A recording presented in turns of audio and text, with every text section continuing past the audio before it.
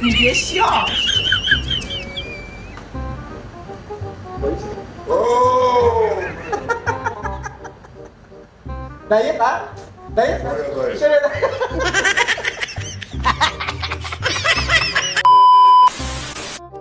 Yun, what's up mga kabayan?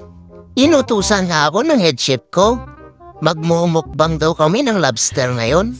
Kaya sinalang ko na sa oven yung lobster. Kasi gutom na daw siya. Kaya habang nakasalang sa oven yung lobster, ako naman nagawa muna ako ng backup. Kailangan ko muna magmarangal ngayong araw. Kasi kararating lang namin dito sa Jeddah, wala kaming mga backup kaya kailangan kong gumawa ng maraming backup. Para hindi kami hirap pag dumating yung mga order.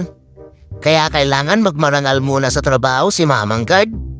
At syempre, pagtapos natin magmarangal, katulad ng nakagawian, magpe-prepare ako ng pagkain na ipamimigay ko sa ating mga kababayang OFW.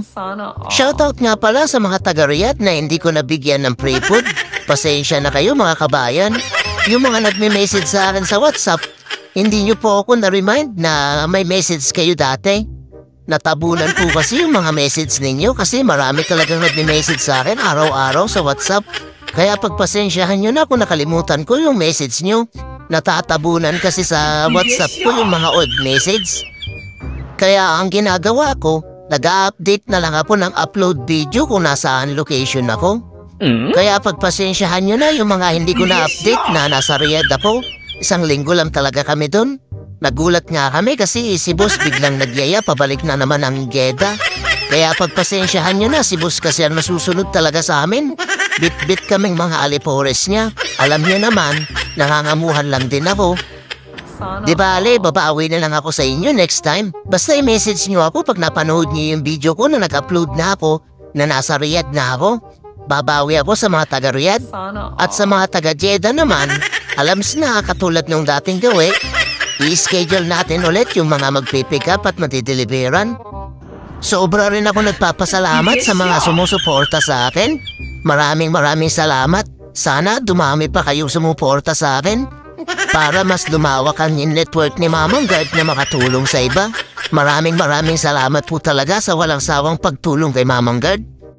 One eternity later. At sa wakas, luto na yung diet food namin ng head chef ko.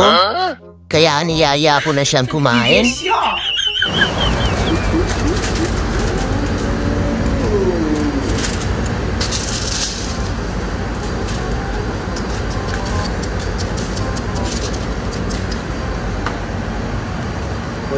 Oh! Diet ah? Diet?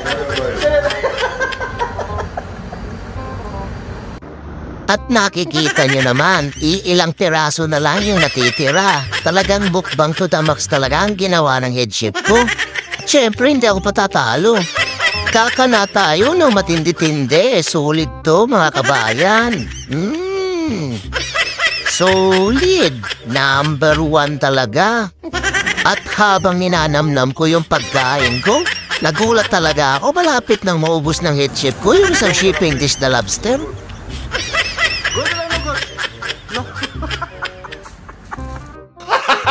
Gago!